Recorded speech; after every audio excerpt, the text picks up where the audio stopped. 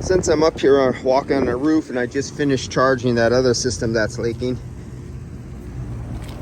this is running right now.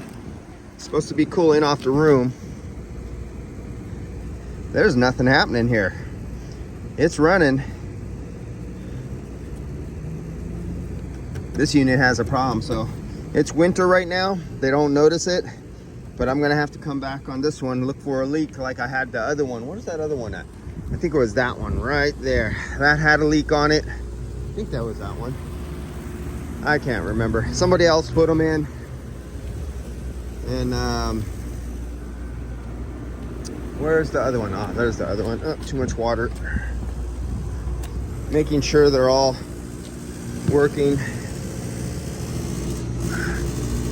This one feels okay.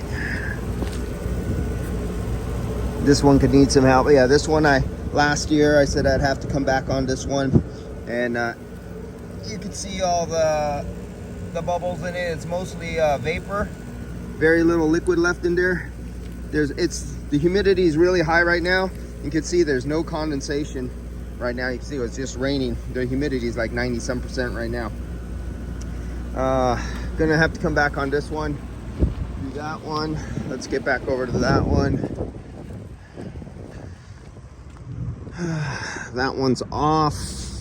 This was a not junkyard unit, but a used unit taken out of another place.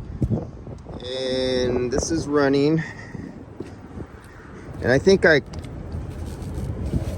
somebody else, yeah, this one's cool. This is nice and cool. And how you like that? A hard 90. Why do they do that? And I didn't put these in. That's not me. I don't do that shit. But this one had leaks, and I fixed the leaks downstairs. That's what this one was. I remember that one. And as long as guys always put stuff in incorrectly or use the wrong equipment, I will always have tons of work, never ending.